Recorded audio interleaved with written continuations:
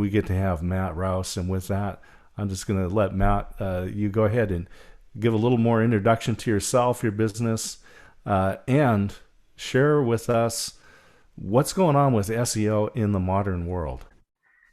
So SEO is a moving target, as you said. It's also getting difficult all the time, or more difficult all the time. And I will put up my slides in a second so you get to that. I wanted to first give you a quick once over on why you should believe me. I've been doing web design, SEO, and related internet technologies since the late 90s. I actually moved to the United States in 2001 to work for Intel, and then I worked for Nike. Then I opened my own agency. And December, I moved back to Nova Scotia. 2015, I wrote this book that you can probably see if I can get it at the right angle. This is a 300-page book on just marketing for local businesses who have a physical location. So you can see how complicated SEO is depending upon what type it is. You can have, entire books full of just one type of SEO. I also wrote Flattening the Hamster Wheel, which is about stopping grinding in your business, and a business about positive, or a book about positive business messaging called Start Saying Yes. And I've run my agency since 2014. It is a merger of two previous companies, and we have a very heavy focus on SEO. And with that, let me share my screen here so you guys can see my slides. So SEO is different again. And the truth is, some parts of SEO stay the same. Some parts of it are constantly changing. The biggest thing that changes is what we call ranking factors. So how does Google determine if one website or web page should appear above or below another? And those factors are grouped into around a couple hundred different kind of categories of factors, and then there's subcategories of those. So when you kind of do all the math, it's thousands and thousands and thousands of ways for them to figure out how something ranks, which makes it essentially impossible to figure out exactly what's going on at any time. However, there are some ways we can get some hints into those things, and some of that is done through testing. Some of that is from kind of reverse engineering what they say in their patents.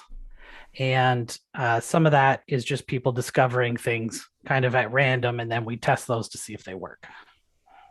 So I'll also have a place for you guys to download the slides after. So this is how search works right now. This is my stereotypical model from a stock photo, and she's searching for something on Google. And so the idea that everybody thinks SEO is she's searching for something, so it's going to detour to your website to get the answer. The problem is it doesn't work like that anymore. Google basically is a traffic cop now, and the same happens even for other search engines. But Google is the biggest culprit. They want to stop people from leaving Google. And if you've seen your traffic go down, or if you've seen it get harder to rank, it's because of this, which is called zero-click searches.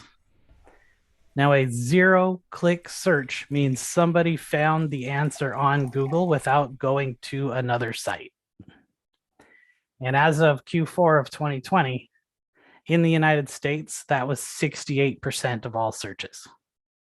If you compare that with 2006, back when pay-per-click was first starting, that number was less than 1%. So in the last 15 years, 68% of all clicks no longer go to websites. And the worldwide numbers on the left is 65%. So these numbers that say 33% and 30 in green, that's how many searches actually end up in a click to a non-Google property, meaning your website. So essentially everybody's fighting over the remaining 30% of traffic. If you look at this compared to 2019, it was 45% of traffic. So just in about a year and a half, we've lost almost 15% of the amount of potential clicks to your website. So this is the problem.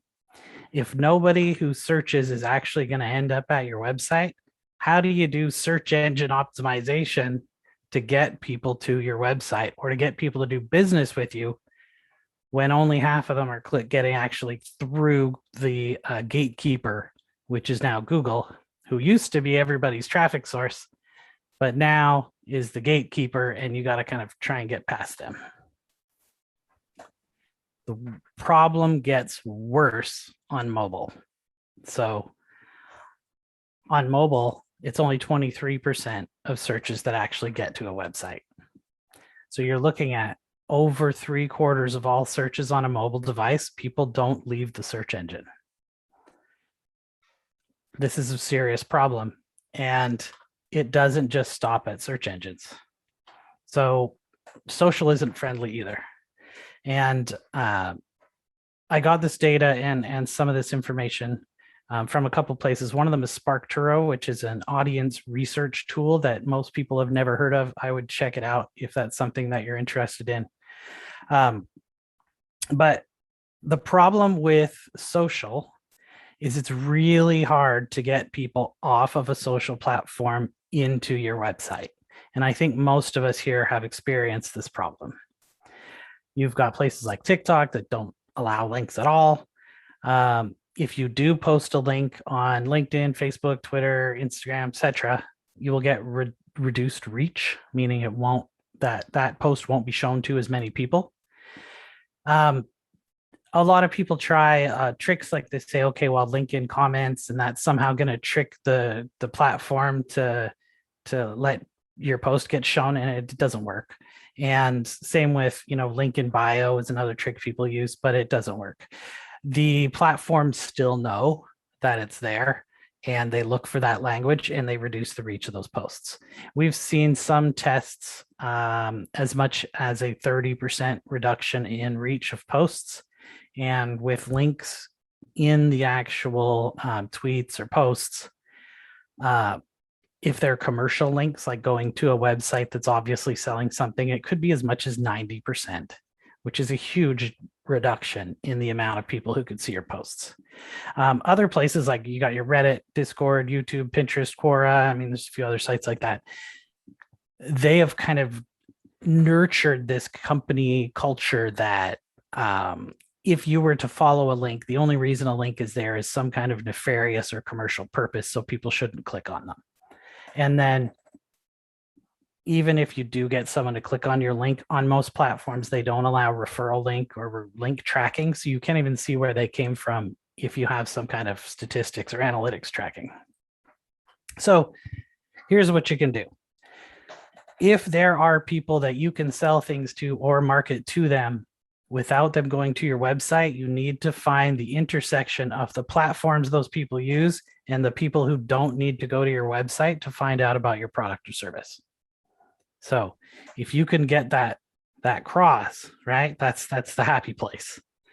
Now, that's not really an SEO tactic though, but just thought I'd throw that in there.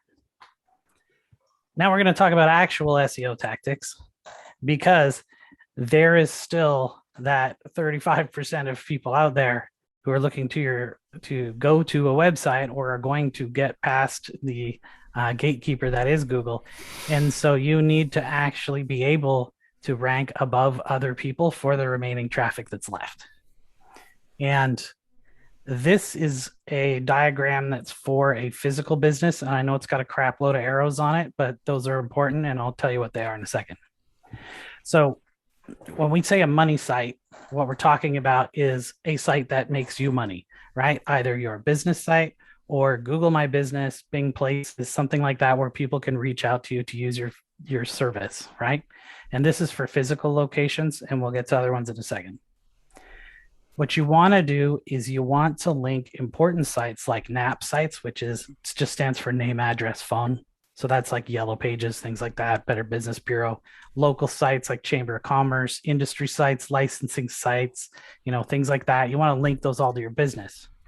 Things like social links, YouTube links, Pinterest, that you want to link those to your business, but you also want to link those to your Google My Business or your Bing Places, because that will raise the ranking you have on the map. And then those two should link back and forth to each other, because you're building essentially a web of backlinks to show Google that these things are important. If you have, and this is probably for most people here, an online business where you've course business, e-commerce, SaaS, that's software as a service, any of that kind of stuff, you want to have your business website have not just the information about your business, but then you have articles. Usually you have one kind of profile piece article, like the most important piece of content. You may have more than one, and you want to have those in what we call silos. Usually you want to have one topic and then a bunch of supporting material and subtopics about that all link back to each other.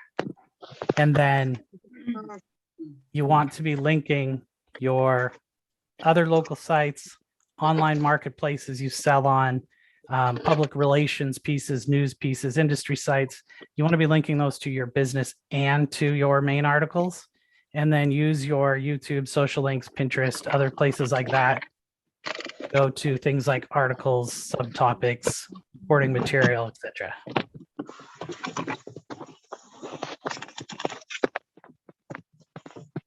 Let somebody finish with their chords here. Now for on-site SEO, which is what most people think is SEO, all of the linking strategies that we talked about first, yes, you want your on-site SEO to be done properly, but the linking and the backlinking is what's really going to push it up the list. But your on-site SEO stuff needs to be, it's kind of the barrier to entry. And I'm just going to go over these once quick. You need engaging, human readable content, meaning you don't write for a search engine, write for somebody to have an excellent experience reading it. Okay.